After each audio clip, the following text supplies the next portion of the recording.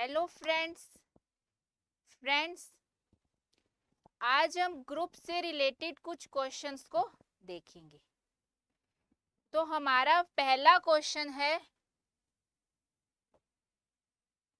निम्न में से कौन सी परिभाषित संक्रिया के सापेक्ष धनात्मक परिमेय संख्याओं का समुच्चय? हमें दिया गया है धनात्मक परिमेय संख्याओं का समुच्चय आबेली समूह बनाता है। तो धनात्मक परिमेय संख्याएं अपने को दी गई है। एक चीज आप ये ध्यान में रखना कि इन धनात्मक परिमेय संख्याओं में जीरो बिलोंग नहीं करता। जीरो है वो क्यू प्लस में नहीं होता। तो धनात्मक परिमेय संख्याओं का समुच्चय आबेली समूह बनाता है। हमें ये बताना है आबेली समूह। तो ये क्वेश्चन आपको दिख गया। अब देखिए, अब हमें एग्जाम के हिसाब से देखना है। हम प्रत्येक क्वेश्चन पे 5 प्रॉपर्टी आबेली समूह के लिए अपने को क्लोज चाहिए, साचर्यता चाहिए, एसोसिएटिविटी, तत्समकता चाहिए, आइडेंटिटी एलिमेंट, प्रतिलोम चाहिए, इनवर्स एलिमेंट और आबेली चाहिए, क्रम विनम्यता। इन पांचों को चेक करने की हमें जरूरत नहीं है। देखो, सबसे पहले तो आप आबेली, हमें आबेली दिया गया है तो आप आबेली से ही शुरू कर लीजिए। अब बटा में 2 को फर्क नहीं पड़ेगा। ए बी बराबर बी ए, हमें पता है 2 गुना 3 या 3 गुना 2 एक ही बात है। तो ये आबेली, सिर्फ आबेली देख रहे हैं अपने। ए प्लस बी प्लस ए, तो ए प्लस बी है तो बी प्लस ए बराबर होते हैं 2 प्लस 3 या 3 प्लस 2। सी ऑप्शन देखिए, ए अपॉन बी, क्या बी अपॉन ए के बराबर होता है? 2/3 और 3/2 बराबर हो सकते हैं? नहीं हो सकते। तो ये ऑप्शन हमारा नहीं हो सकता। तो हमें स्पीड से कैलकुलेशन करनी है, तो हमारा सी ऑप्शन तो कट हो गया। सी के कट होते ही हमारा डी ऑप्शन कट हो गया। उपयुक्त सभी नहीं हो सकते। तो हमने सिर्फ एक आबेली कंसेप्ट से हम अपने क्वेश्चन को 50-50 पे ले आए। या ये हो सकता है या ये हो सकता है। इसके बाद आप चेक कीजिए तत्समकता। तत्समकता अपने चेक करेंगे। ए स्टार बी बराबर ए बी बटा में 2। बी ऑप्शन क्या है? ए स्टार बी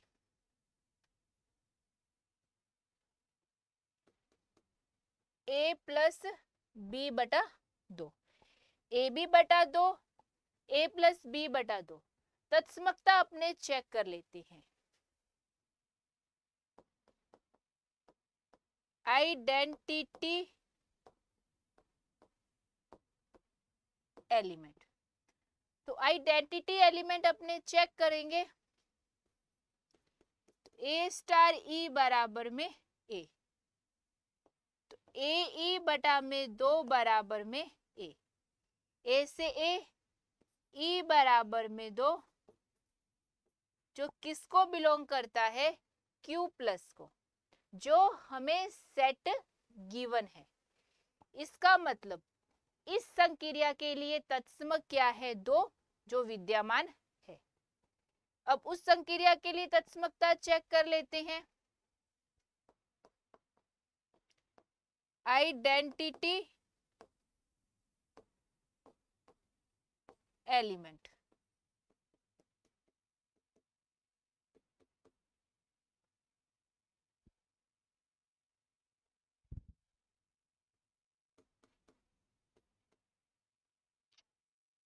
पहले तो अपने फॉर्मूला लिख दे। तो ये हो गया a प्लस ई बटा में 2 बराबर में a। यहां से e का मान ज्ञात करेंगे 2a, e बराबर में a। तो तत्समक का मान किस पे डिपेंड कर रहा है? a पर, जो कि नहीं करना चाहिए। तत्समक जो एलिमेंट है वो अद्वितीय होना चाहिए, अद्वितीय होता है, लेकिन ई यहाँ पर किस पे डिपेंड कर रहा है? ए पे डिपेंड कर रहा है। तो ए पे डिपेंड कर रहा है, इसका मतलब इसमें यूनिकनेस नहीं है।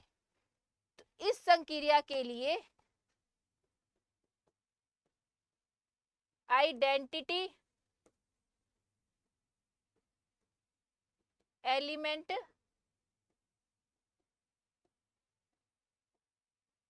विद्यमान नहीं। तो आइडेंटिटी एलिमेंट विद्यमान नहीं, तो ये ग्रुप कैसे बनेगा? तो ये ऑप्शन भी कट गया। अब हमारे पास क्या रह गया? सिर्फ ये वाला। तो इस क्वेश्चन का राइट आंसर हमें क्या मिल गया? ए। तो इसका राइट आंसर है ए नंबर। इस प्रकार से आप अपने क्वेश्चंस को स्पीड से कर सकते हो। और मैथ्स के अंदर ऑप्शन कटिंग वाला अगर आपको क्वेश्चन मिलता है तो उसमें एक्यूरेसी की संभावना ज्यादा रहती है। तुम्हारा राइट आंसर है 1 नंबर। नेक्स्ट सिंपल सा ही क्वेश्चन है। इस क्रमचय की कोटि अपने को बतानी है कि इसकी कोटि क्या रहेगी। तो इसकी कोटि, तो पहले तो अपने इसको चक्रीय फॉर्म में लिख लेते हैं। 1 का 1 लिखने की जरूरत नहीं है। 2 का क्या है? 3, 3 का 4। तो ये हमें चक्रीय क्रमचय मिल गया। और इसकी कोटि किसके बराबर होती है? चक्रीय क्रमचय की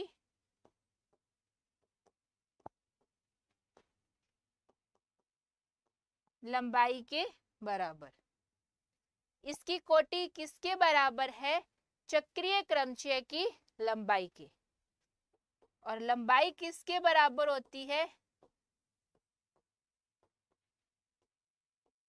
चक्रीय क्रमचय में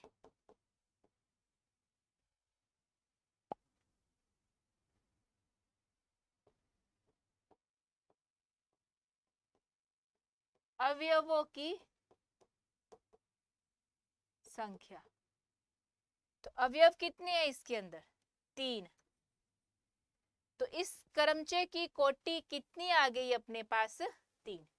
सिंपल सा क्वेश्चन था। हमारा राइट आंसर क्या हो गया? सी नंबर। नेक्स्ट क्वेश्चन देखते हैं अपने। निम्न में से सत्य कथन। तो अपने को सत्य कथन छांटना है। तो सत्य कथन में पहला स्टेटमेंट, प्रत्येक समूह में प्रत्येक अवयव की कोटि विद्यमान होती है। प्रत्येक समूह में प्रत्येक अवयव की कोटि विद्यमान होती है। अब प्रत्येक समूह दे दिया। अब ग्रुप में भी नहीं कहा गया फाइनाइट है या नहीं। प्रत्येक समूह में प्रत्येक अवयव की कोटि विद्यमान होती है।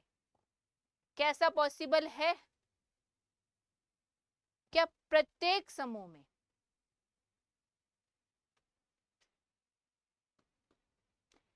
ये हमें Z+1 समूह दिया गया है। हमें पता है Z+1 ग्रुप है। तो इसमें प्रत्येक अवयव की क्या 2 की कोटि विद्यमान है?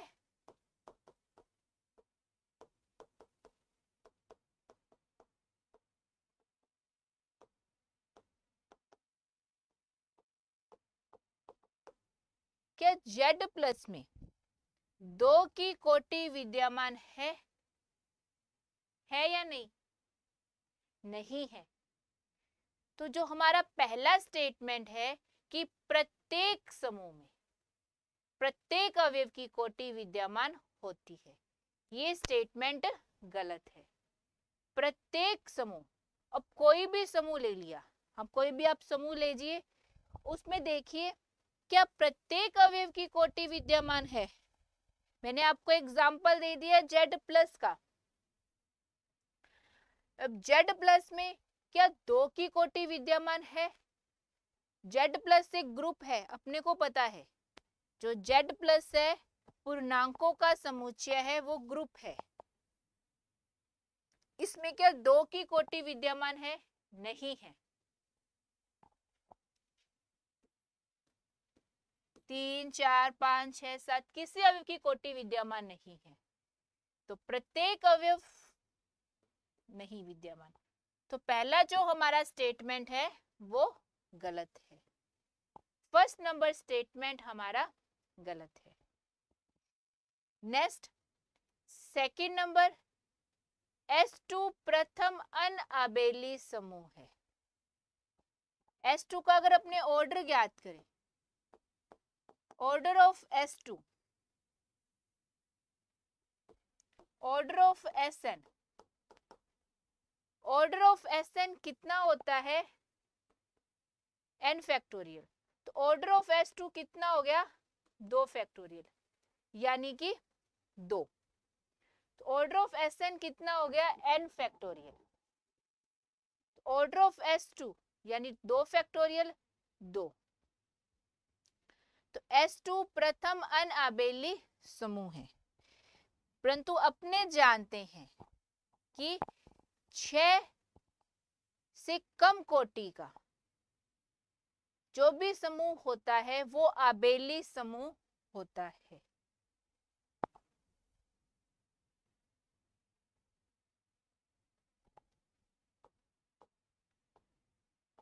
पांच या 5 से कम कोटि का प्रत्येक समूह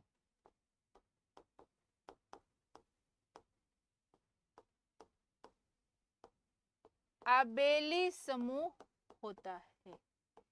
5 कोटि का हो या 5 से कम कोटि का हो, प्रत्येक समूह क्या होता है? आबेली होता है।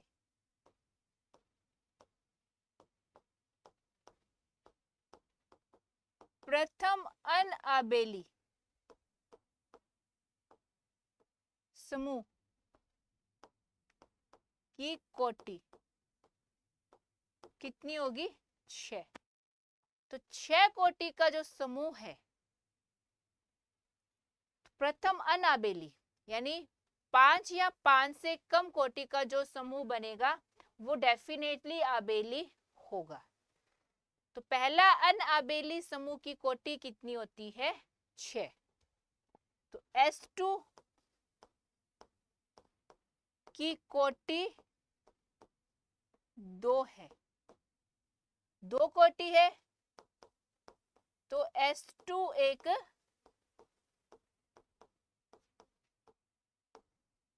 आबेली, तो S2 एक आबेली समूह है।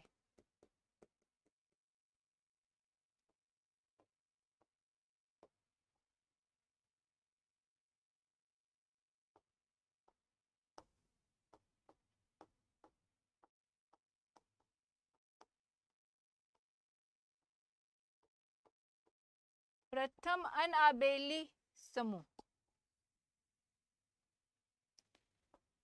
S3 है, क्योंकि ऑर्डर ऑफ S3 3 फैक्टोरियल, 3 गुना 2 गुना 1 यानी कि 6। तो बी नंबर पॉइंट को समझने के लिए आपको ये बातें पता होनी चाहिए कि 5 या 5 से कम कोटि का जो समूह होता है वो कैसा होता है? आबेली होता है। पहला अनआबेली समूह की कोटि 6 होती है। तो S2 की कोटि 2 है तो ये आबेली होगा, और पहला अनआबेली समूह S3 होगा। तो सेकंड नंबर क्वेश्चन पॉइंट है वो भी हमारा गलत है। प्रत्येक पक्षांतरण, अब पक्षांतरण क्या होता है यही देख लेते हैं अपने। पक्षांतरण, ये पक्षांतरण है, ये पक्षांतरण है। तो पक्षांतरण यानी जिसकी कोटि 2 होती है, 2 कोटि का चक्रीय क्रमचय पक्षांतरण होता है। तो पक्षांतरण 2 कोटि का जो चक्रीय क्रमचय होता है वो पक्षांतरण होता है। तो ये 2 कोटि का है तो डेफिनेटली ये क्या होगा, एक विषम क्रमचय होगा। तो हमारा राइट आंसर क्या आ गया इसका, सी। इसमें से सत्य कथन कौन सा रहेगा अपना, सी नंबर ऑप्शन इसका सत्य कथन रहेगा। नेक्स्ट क्वेश्चन 4 नंबर, निम्न में से कौन सा समूह नहीं है। समूह अपने को चेक करना है कौन सा नहीं है। अब एक ग्रुप जो टॉपिक है इसमें आपको जब स्टार्टिंग ग्रुप करते हो तो बहुत सारे एग्जाम्पल आपको देखने हैं। एन का स्टार्टिंग आपको एन से करनी है, एन का देखना है, एन के साथ चारों संक्रियाएं लगानी है।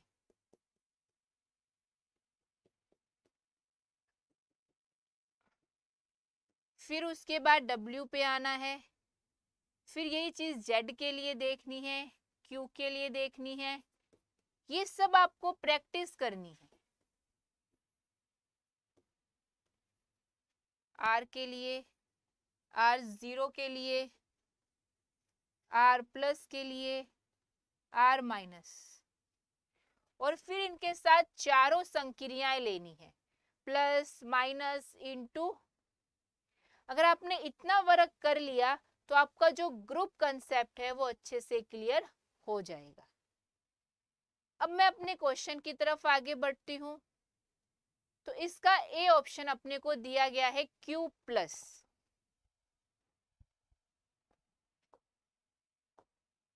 Q प्लस इंटू क्लोज देख लेते हैं अपने। यदि मैं धनात्मक संख्या लूं, ये दोनों धनात्मक संख्याएं हैं। Q प्लस का मतलब धनात्मक परिमेय संख्याएं।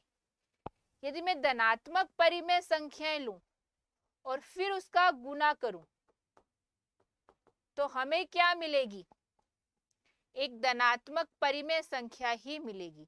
आप कोई भी एग्जाम्पल लेके देख सकते हैं।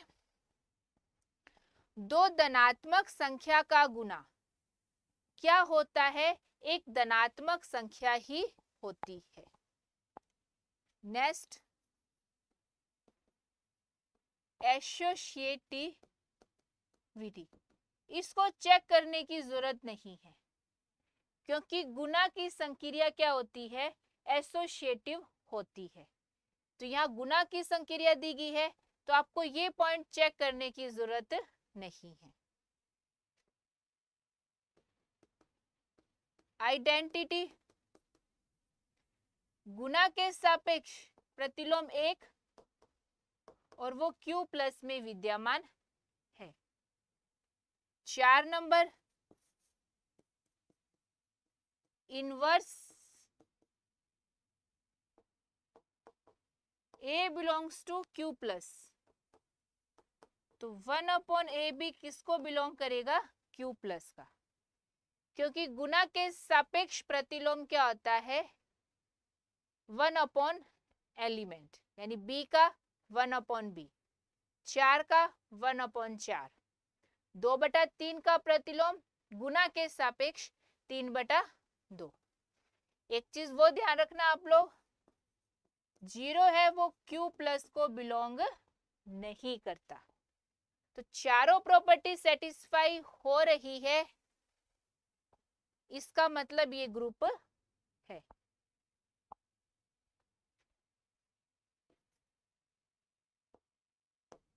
Q plus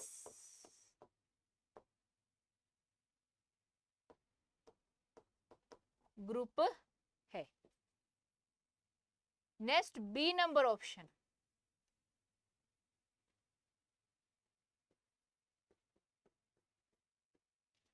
Q minus into, अब ये ऋणात्मक परिमेय संख्याएं हैं।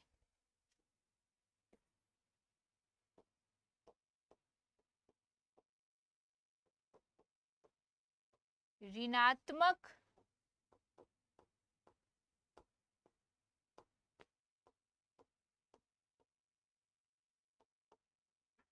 ऋणात्मक परिमेय संख्याएं, नेगेटिव रेशनल्स नंबर। तो दो नेगेटिव संख्याओं का गुना क्या होता है? जब भी हम दो ऋणात्मक संख्याओं का गुना करते हैं तो हमें धनात्मक संख्या मिलती है। जैसे मैं एग्जाम्पल ले लूं, -1/2 ये संख्या ले ली, -3/2 ये ले ली। अब इनका मैं आपस में गुना करूं, गुना करने पर हमें क्या मिलेगा? एक धनात्मक संख्या, धनात्मक संख्या मिल रही है जो Q माइनस को बिलोंग नहीं करती। इसका मतलब इज नॉट ग्रुप, ये समूह नहीं है।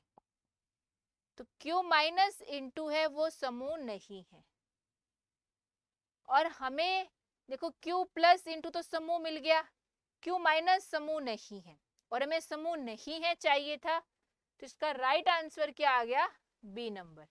हमें आगे सी को चेक करने की जरूरत नहीं है।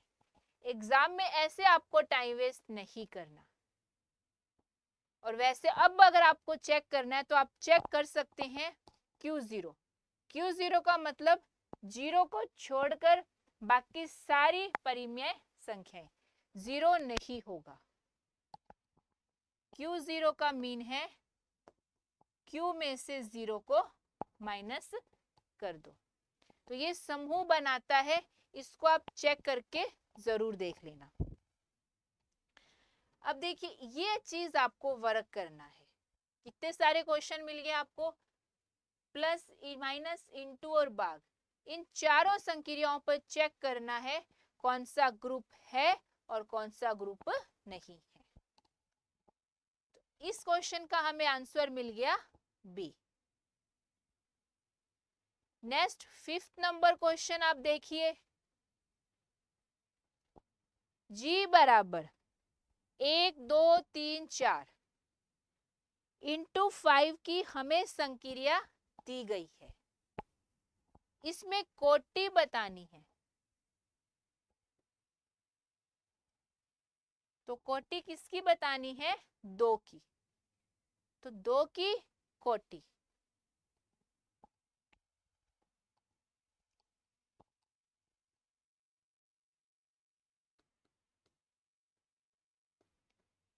किसी अवयव की कोटि, A बिलोंग्स टू G। क्या होता है उसका फॉर्मूला?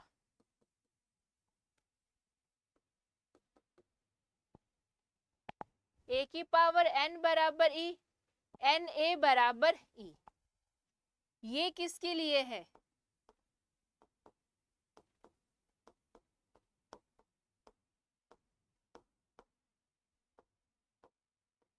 गुना की संक्रिया के लिए।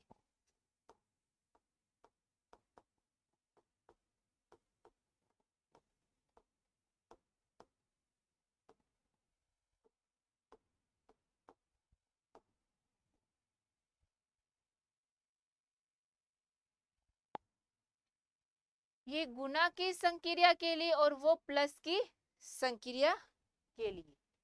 तो किसी अवयव की कोटि A बिलोंग्स टू G का ये फॉर्मूला, ये ये गुना के लिए और ये प्लस के लिए। अब क्वेश्चन क्या है अपना, 2 की कोटि बतानी है। तो 2 की कोटि यानी 2 की पावर n बराबर में e, और संक्रिया गुना की है इंटू 5, और इंटू के लिए तत्समक क्या होता है 1। तो n belongs to natural number. यहाँ जो n है वो किसको बिलोंग करता है, नेचुरल नंबर को बिलोंग करता है। तो आप देखिए 2 की पावर 1 2, 2 की पावर 2 4, 2 की पावर 3 8, संक्रिया कौन सी है इंटू 5, 5 की संक्रिया है, इसका मतलब 3, 2 की पावर 4 16, 2 की पावर 4 16, 5 से डिवाइड किया, शेषफल आएगा उसको अपने लिखते हैं 1 इंटू 5,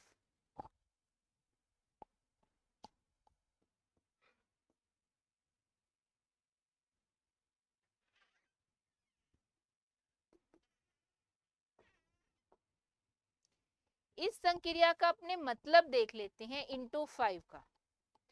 जब 2 को 3 से गुना किया जाता है तो कितना आता है 6, इंटू 5 का मतलब जो गुना करने पर अपने को वैल्यू मिलती है उसमें क्या करते हैं अपने 5 का भाग, 5 का जो यहाँ संख्या दी गई उस संख्या का भाग देते हैं।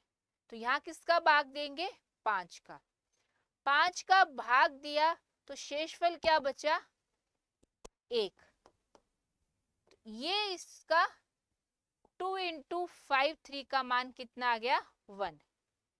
इसी प्रकार से 16 है, अब 16 में 5 का भाग दिया तो रिमाइंडर यानी शेषफल कितना बचा 1, तो 1। तो 2 की पावर 4 कितना आ गया 1, यानी ये तत्समक आ गया। तो जिससे ऑर्डर ऑफ 2, 2 की कोटि कितनी आ गई 4, तो 2 की कोटि कितनी आ गई अपने पास 4, तो 2 की कोटि 4, तो सी इसका क्या आ गया राइट आंसर आ गया। नेक्स्ट क्वेश्चन, निम्न में से असत्य कथन को छांटिए। जहां G एक समूह दिया गया है और A B X belongs to G है। तो पहला स्टेटमेंट, पहला ऑप्शन क्या है ए बी बराबर में बी ए।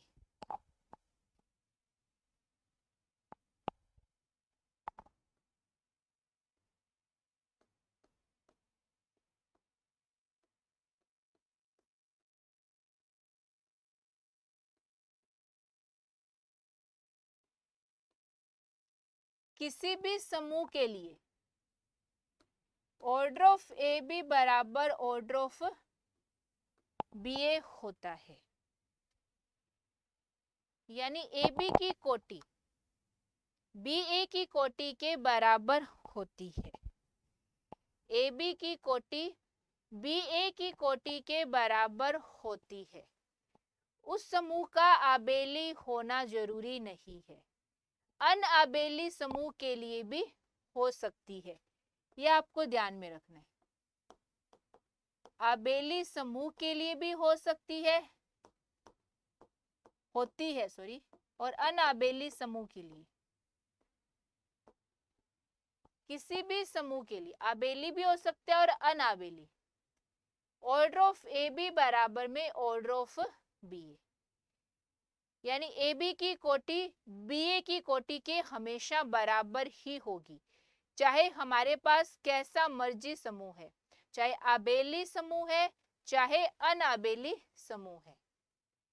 उस चीज से आप ये कंक्लूजन नहीं निकाल सकते कि आबेली समूह हमें दिया गया है।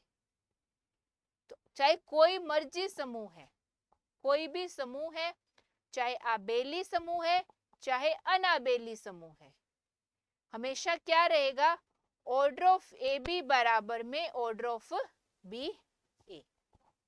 तो ये अच्छा क्वेश्चन है, इंपॉर्टेंट है।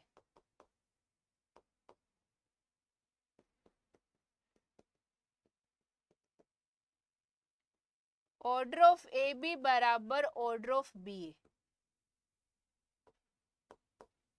का मतलब ये नहीं है कि जी आबेली है। कोटि बराबर होने का मतलब ये नहीं है कि जी आबेली है। जी आबेली भी हो सकता है और अनाबेली भी। तो हमारा जो पहला कथन है वो सत्य है, पहला स्टेटमेंट है वो सत्य है। नेक्स्ट है second number, order of AP less than equals to order of A. तो किसी भी अवयव के घात की कोटि याद करेंगे वो हमेशा लेस देन होगी किसके, ऑर्डर ऑफ ए के। B number, order of AP, order of AP होता है order of A, order of A व पी का मैं से पे, यानी HCF। Order of A, HCF, order of A और पी। ऑर्डर ऑफ एपी की वैल्यू ये होती है। अब HCF का मान कुछ ना कुछ तो होगा। HCF का मान 1 हो सकता है, 2, 3, 4, 5 कुछ भी हो सकता है। अगर 1 होगा HCF का मान, तब इसका मान कितना हो जाएगा, ऑर्डर ऑफ ए। 2 होगा तो इसमें भाग देके ये वैल्यू कम हो जाएगी।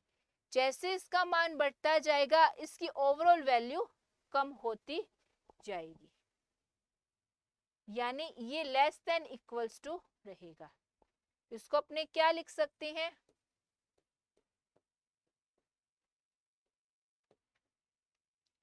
Order of AP less than equals to order of A. तो इसका जो सेकंड स्टेटमेंट है, जो सेकंड ऑप्शन है वो भी राइट है। अपने को ढूंढना क्या है, असत्य कथन ढूंढना है।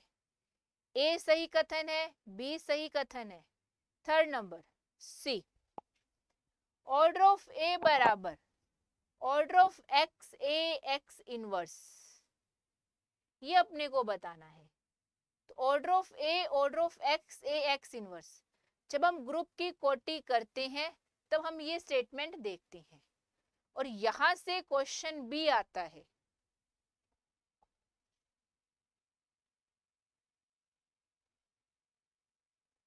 सी नंबर,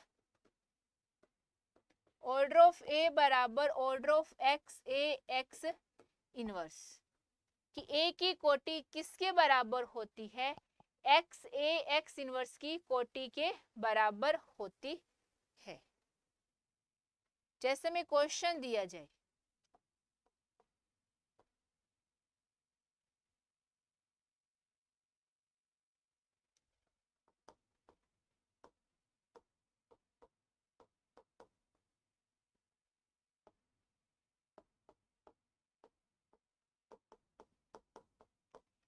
एक्स की कोटि दे दी, ए की कोटि दे दी, और पूछ लिया जाए एक्स ए एक्स इनवर्स की कोटि क्या है, तो इसका क्या आंसर आएगा अपने, order of x a x inverse बराबर ऑर्डर ऑफ ए, और ए की कोटि कितनी दी गई अपने को, 6, तो इसका आंसर आएगा 6। तो थर्ड नंबर स्टेटमेंट भी हमारा राइट है। ये भी हमारा क्या है, राइट। तो निम्न में से असत्य, तीनों कथन हमें सत्य दिए गए हैं, तो इस ऑप्शन का राइट ऑप्शन क्या हो जाएगा, डी नंबर, उपयुक्त में से कोई नहीं, कोई भी गलत कथन नहीं है, सारे के सारे कथन क्या है अपने पास, राइट कथन है। अब आप नेक्स्ट क्वेश्चन देखिए।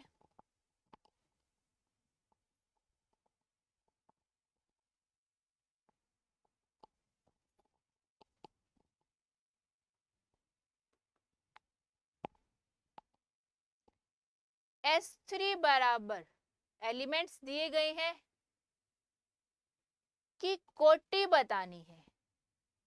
अब देखो ये क्वेश्चन मैंने इसलिए लिया है ताकि हम इस क्वेश्चन का मतलब समझ सके। देखो ये क्वेश्चन डायरेक्ट होने वाला है, इस क्वेश्चन के अंदर इस चीज की हमें जरूरत नहीं है, इसके बिना भी हम इस क्वेश्चन को हल कर सकते हैं। तो कई बार एग्जाम में ऐसे क्वेश्चन भी होते हैं जहां हम उसको इजी तरीके से कर सकते हैं, पर एग्जामिनर क्या करता है, हमें कुछ एक्स्ट्रा मैटर देकर हमें कंफ्यूज कर देता है और हम उस क्वेश्चन पे एक्स्ट्रा टाइम लगा देते हैं, हमारा टाइम भी वेस्ट होता है और एक्यूरेसी भी नहीं रहती। तो ये क्वेश्चन अभी अपने देख चुके हैं कि S3 की कोटि,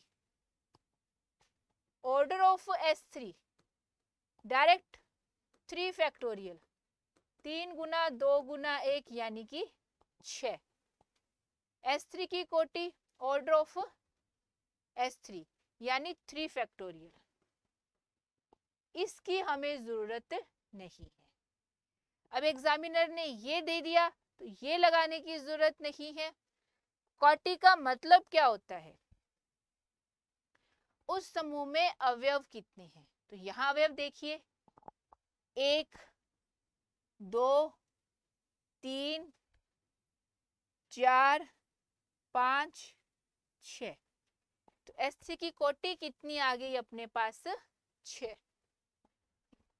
इस 7 का राइट आंसर क्या है अपने पास, सी। नेक्स्ट,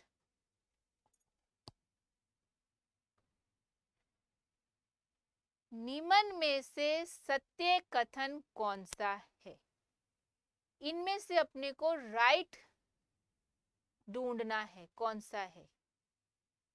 प्रत्येक आबेली समूह चक्रीय होता है, प्रत्येक आबेली समूह।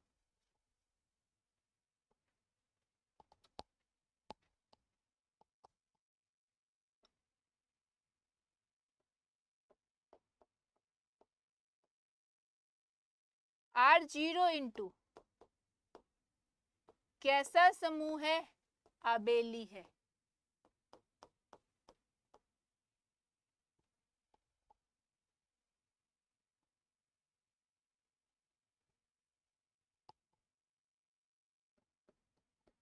सिंपल Z प्लस से लेकर चलती हूँ मैं। Z प्लस अपने को पता है क्या है, आबेली समूह है, आबेली समूह है। लेकिन अगर अपने Z प्लस की बात करें तो Z प्लस के प्रत्येक एलिमेंट को क्या हम Na की फॉर्म में लिख सकते हैं या नहीं लिख सकते, वो आप देखिए। साइक्लिक ग्रुप, तो पहले अपने साइक्लिक ग्रुप की बात करते हैं ताकि हमारा कंसेप्ट अच्छे से क्लियर हो। चक्रीय समूह होता क्या है,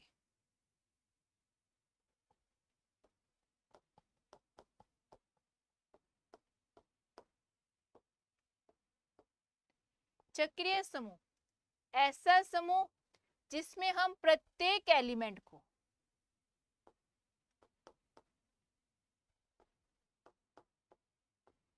इस रूप में लिख सके, A की पावर NE या Na बराबर E, इस रूप में लिख सके।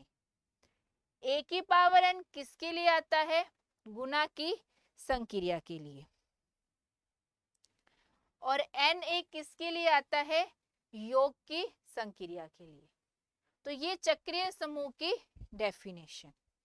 अब हमें चेक करना है कि प्रत्येक आबेली समूह,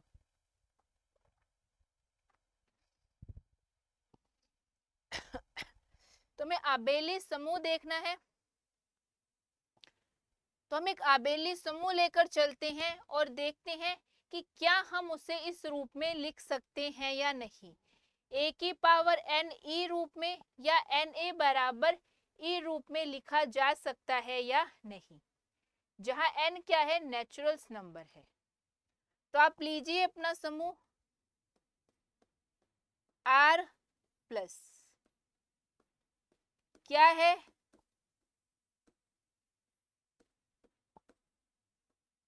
आबेली समूह है।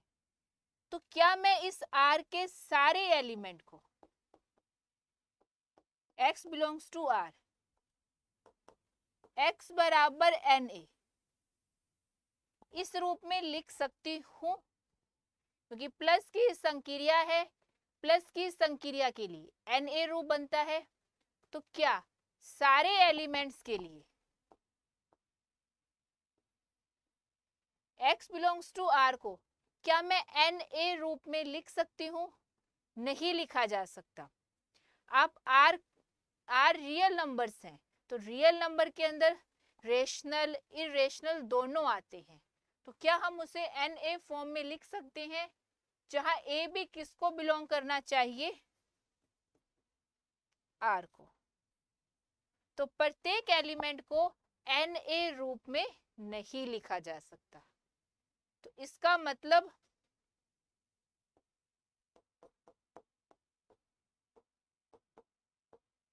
R प्लस है वो चक्रीय नहीं है।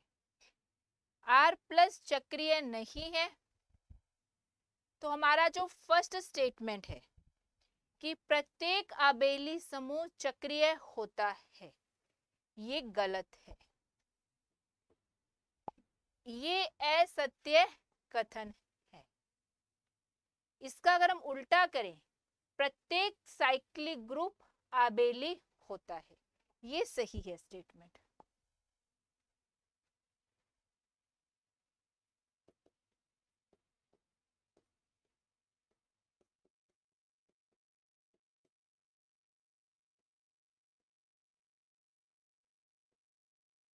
प्रत्येक चक्रीय समूह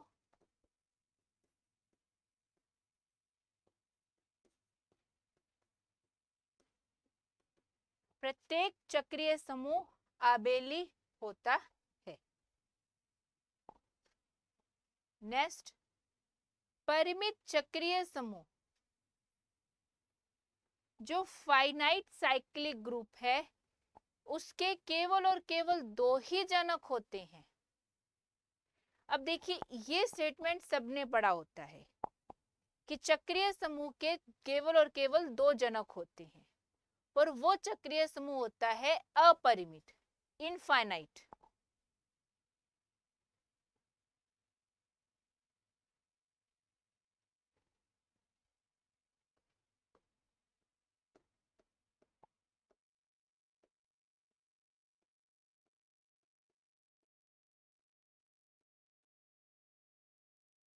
अपरिमित चक्रीय समूह के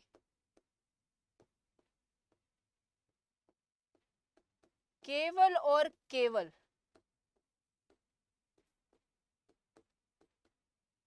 दो जनक होते हैं। अपरिमित चक्रीय समूह के दो जनक होते हैं, जबकि परिमित यानी फाइनाइट चक्रीय समूह के जनक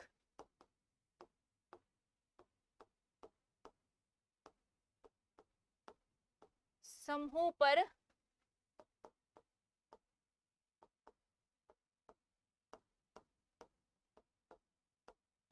निर्भर करते हैं।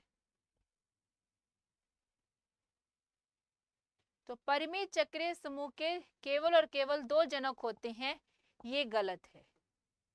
या तो यहाँ अपरिमित आना चाहिए था या यहाँ दे देते कि ये समूह जी पर निर्भर करते हैं, यानी परिमित चक्रीय समूह के कितने भी जनक हो सकते हैं। नेक्स्ट सी नंबर के जनक 5 हैं। अब देखिए इसमें टोटल एलिमेंट कितने हैं, 1 2 3 4 5, तो 5 एलिमेंट है। तत्समक कभी भी जनक नहीं बनता। तत्समक है, इसको अपने जनक के रूप में नहीं लिख सकते, क्योंकि तत्समक की कोटि कितनी है, 1। हाँ, 1 कोटि का हो तब हम कह सकते हैं, तब तत्समक उसका जनक, क्योंकि वही एक ही एलिमेंट तत्समक ही उसके अंदर होता है। तो यहां अगर अपने कहें तत्समक की कोटि 1 होती है और जनक के लिए जनक की कोटि और ग्रुप की कोटि बराबर होनी चाहिए। तत्समक के कारण तत्समक को छोड़ दें तो बाकी संभावना इसकी जनक क्या होंगे, 4 या 4 से कम होंगे। तो हमें चेक करने की जरूरत नहीं है, ये रॉन्ग है। आप फिर से देख लीजिए। जनक, जनक के लिए क्या चाहिए कि जनक की कोटि और समूह की कोटि बराबर होनी चाहिए।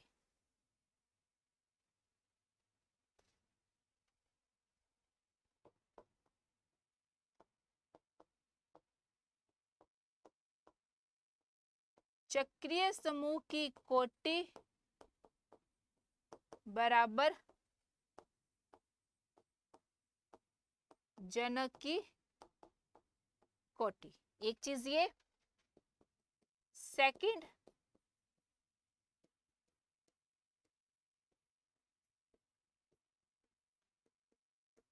तत्समक की कोटि 1, तो तत्समक है वो 5 कोटि का चक्रीय समूह है, उसका जनक नहीं हो सकता।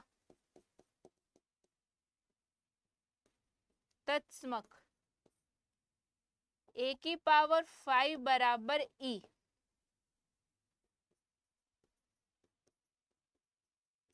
5 कोटि के समूह का जनक नहीं हो सकता। अब इन 3 बातों से अपने ये वाला कंसेप्ट क्लियर कर सकते हैं। 5 जनक होने के लिए ये पांचों जनक होंगे, लेकिन तत्समक तो निकल गया, पीछे बच गए 4, तो इसके जनक की संख्या 4 या उससे कम होगी, 5 नहीं होगी, तो वो ऑप्शन भी गलत। तो इसका राइट आंसर क्या मिल गया, उपयुक्त में से कोई भी कथन सत्य नहीं है। इन चारों में से कोई भी कथन सत्य नहीं है। अब नेक्स्ट,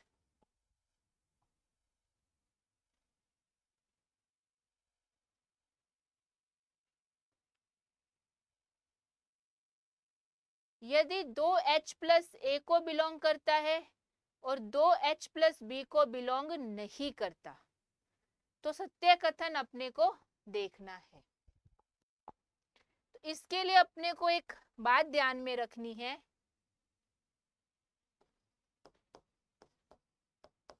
दो वाम या दक्षिण सह समुच्चय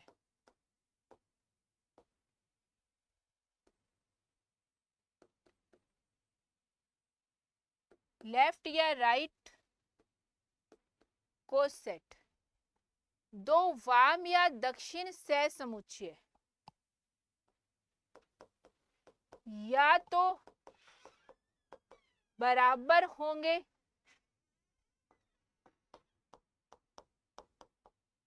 या पूरी तरह से अलग, यानी बीच की स्थिति नहीं बनेगी। या तो बिल्कुल बराबर होंगे, यानी H प्लस ए H प्लस बी के बराबर होगा, या H प्लस ए और H प्लस बी में कॉमन क्या आएगा 5, या तो पूरी तरह से बराबर होंगे, इसमें 10 है तो उसमें भी 10 एलिमेंट और दोनों सेम होंगे, या फिर पूरी तरह से ये अलग होंगे। ऐसा नहीं है कि इसमें दोनों में, इसमें 5 एलिमेंट है इसमें 5 है, दोनों में दो दो बराबर हो जाए, ऐसे नहीं, या तो पांचों बराबर होंगे या पांचों अलग होंगे, कुछ एलिमेंट बराबर हो ऐसा नहीं होगा। तो आप देखिए इस चीज को ध्यान में रखिए, अपने को ये क्वेश्चन हल करना है। अब 2 है, वो H प्लस ए को तो बिलोंग कर रहा है, H प्लस बी को बिलोंग नहीं कर रहा। 2 H प्लस ए को तो बिलोंग कर रहा है, H प्लस बी को बिलोंग नहीं कर रहा, तो ये कंडीशन तो होने से रही। अब दोनों बराबर तो हो नहीं सकते, जब ये कंडीशन नहीं रहेगी, ये चीज नहीं मिलेगी, तो क्या मिलेगा,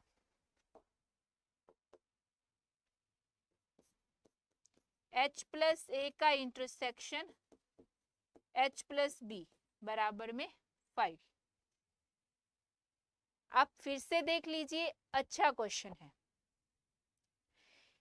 कि दो लेफ्ट या राइट कोसेट या तो पूरी तरह से बराबर होंगे या पूरी तरह से अलग, दोनों में अगर 5-5 एलिमेंट्स हैं तो पांचों एलिमेंट या तो बराबर होंगे या पांचों के पांचों अलग होंगे, कुछ एलिमेंट सेम नहीं हो सकते। तो या तो ये कंडीशन बनेगी बराबर की या बिल्कुल अलग की कंडीशन बनेगी। अब क्वेश्चन में क्या दिया गया है कि 2 है वो H प्लस ए को बिलोंग कर रहा है और यहाँ 2 H प्लस बी को बिलोंग नहीं कर रहा, तो ये कंडीशन तो होने से रही। अब दोनों बराबर तो हो नहीं सकते, तो क्या होंगे, पूरी तरह से अलग होंगे, तो ये इसका राइट आंसर रहेगा। तो राइट आंसर इसका क्या रहेगा, बी, 9 नंबर का बी इसका राइट आंसर रहेगा। नेक्स्ट 10 नंबर क्वेश्चन, यदि Hg का उपसमूह है तो निम्न में से असत्य कथन अपने को छांटना है। तो असत्य कथन अपने को देखना है जहां Hg का सब ग्रुप है। तो सबसे पहले देखते हैं अपने Ha का होल इनवर्स।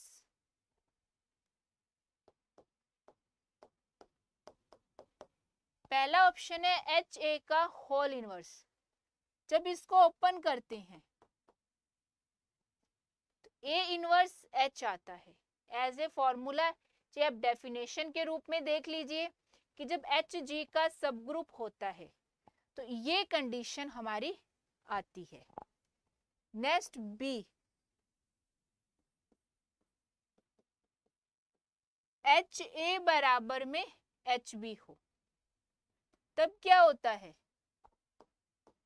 HAB इनवर्स, मैंने दोनों तरफ B इनवर्स लगा दिया, HAB इनवर्स HE बराबर में H, जिससे AB इनवर्स किसको बिलोंग करेगा, H को।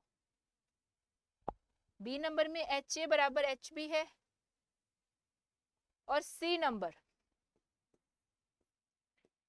AH बराबर BH। B inverse AH, B inverse BH, दोनों तरफ B इनवर्स से मैंने गुना कर दिया, B inverse AH EH H, तो B इनवर्स A किसको बिलोंग करेगा, H को। अब हम हमारे ऑप्शंस की तरफ बढ़ते हैं। जब एच ए बराबर में एच बी, तब क्या बी इनवर्स ए, तब A B inverse belongs to H, या एच ए बराबर में एच बी। इसको हम इस प्रकार से भी लिख सकते हैं, ए इनवर्स से गुना कर दे H e H b a inverse, तो b a inverse belongs to H. तो या a B inverse belongs to H होगा या b a inverse belongs to H, ये दोनों में से कोई भी नहीं है। जब एच ए बराबर एच बी होता है तब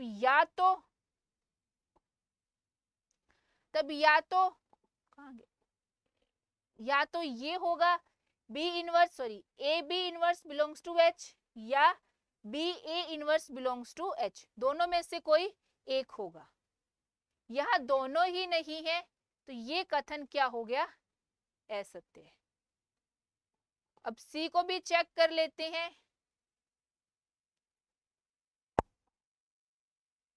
ए इनवर्स बी,